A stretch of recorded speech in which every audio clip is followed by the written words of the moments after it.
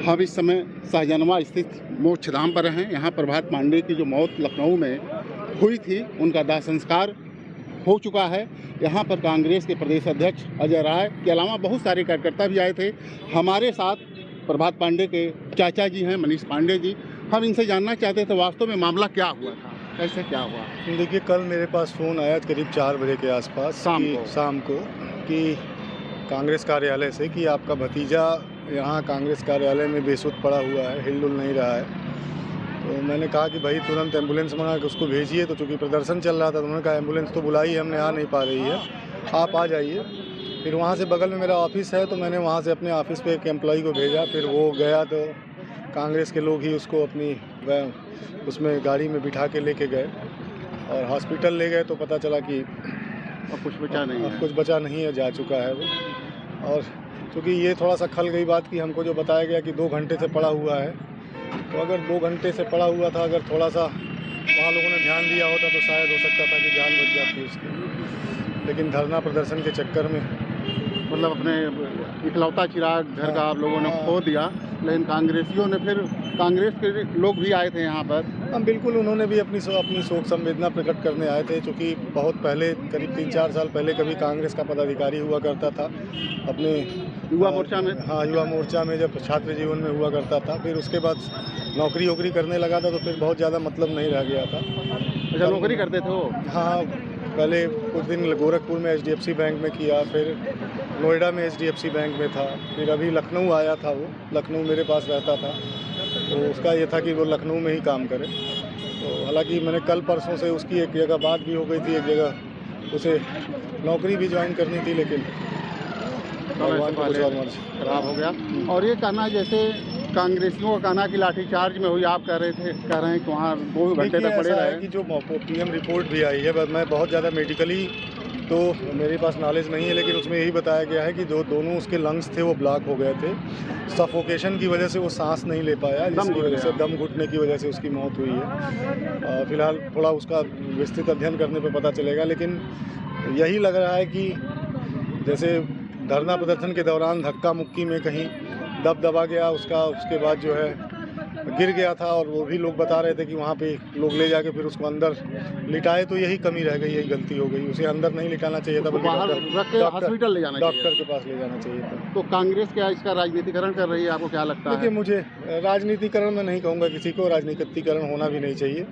और चूँकि उनके विंग में काम कर चुका है और उन्हीं के प्रदर्शन में अब मुझे ये नहीं पता किसने बुलाया था, लेकिन मुझे लगता है कि कोई ना कोई ज़रूर बुलाया होगा उसे। तो है, उनकी जो संवेदना अपनी है वो प्रकट कर रहे हैं। कल मेरे पास जो है रात में जो है जब ये घटना हुई, तो जो राष्ट्रीय अध्यक्ष हैं कांग्रेस के मल्लिकार्जुन खड़गे, खड़गे जी का भी फ़ोन आया था। उन्होंने भी अपनी शोक संवेदना व्यक्त की, लेकिन फिलहाल अब संवेदनाओं से तो कुछ होने वाला नहीं है, बच्चा तो मेरा चला गया। तो क्या परिवार की क्या डिमांड है आपकी, क्या आप लोग क्या चाह रहे हैं?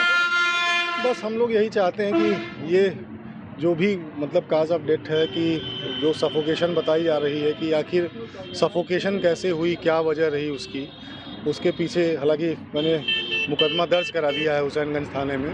अब पुलिस आगे इन्वेस्टिगेशन करेगी तो कुछ सामने आएगा। कांग्रेस कह रही है कि धक्का मुक्की के दौरान उसकी हो सकता है जिस तरह की मेडिकल रिपोर्ट आई है PM में, उस तरह से ऐसा हो सकता है कि धक्का मुक्की में या दबाव की वजह से इस तरह की चीज़ें हो सकती हैं। देखिए, आपका कहना है कि मतलब धक्का मुक्की भी हो सकती है। आप लोग भी गांव के ही हैं? गांव के। हाँ, तो क्या मतलब आप प्रभात पांडे से मिले थे कभी, इस तरह से कैसा व्यवहार था, किस तरह से? बहुत अच्छे व्यक्ति थे, बहुत नेक व्यवहार था, बहुत सामाजिक आदमी थे और बहुत अच्छे आदमी थे। और अभी रोजगार के कोई लिए दिक्कत काफी नहीं, प्रयासरत भी था लखनऊ में उसने। गाँव में आना जाना उनका लगा? बिल्कुल गाँव में आना जाना था, और सामाजिक दृष्टि से वो हर कार्य में जो है सहयोग भावना थी। अपने माँ बाप की इकलौती संतान थे वो। जी बिल्कुल। आप लोग उस घर का चिराग भी बुझ गया। बहुत अच्छे व्यक्ति थे। क्या कहना चाहेंगे आप लोग, मतलब किस तरह की सरकार से क्या कुछ डिमांड करना चाहेंगे क्या? जिस तरीके की क्षति हुई है, ये क्षति मतलब अपूर्णीय है, इसकी पूर्ति तो नहीं हो सकती, लेकिन कम से कम जो है उस परिवार को इस तरह का सरकार के द्वारा कुछ सहयोग किया जाए, जिससे कुछ उसकी क्षतिपूर्ति की जा सके। हालांकि क्षतिपूर्ति तो संभव नहीं, चूँकि एक ही लड़का था उनके पास और वो भी चला गया। अभी मुश्किल से 24-25 साल का रहा होगा। और हम लोग तो उससे मैंने काफ़ी करीब रहे हैं। जब भी मिलता था अंकल नमस्कार, और मतलब उसके अंदर आचरण और सारी कुछ चीज़ें ठीक थी। और आने वाले समय में वो घर को बहुत आगे ले जाता, जिस तरीके की प्रतिभा थी। आज परिवार ने बहुत बड़ी प्रतिभा खो दी और उसका दुख तो पूरे क्षेत्र में एकदम शोक की लहर है, क्या कहा जाए। एक बहन की शादी हुई है और एक बहन अभी कुंवारी है, उनकी भी शादी होनी है। शादी होनी है, माता पिता की इकलौते बिल्कुल। और पापा संतान के लिए वो एक मतलब सपोर्ट में बहुत बढ़िया खड़ा हो गया था। नौकरी करता और कमाता और परिवार को कैसे अच्छे से मैनेज करता, लेकिन आज वो तो एक सहारा, बहुत बड़ा सहारा भी टूट गया और परिवार का एक चिराग भी बुझ गया।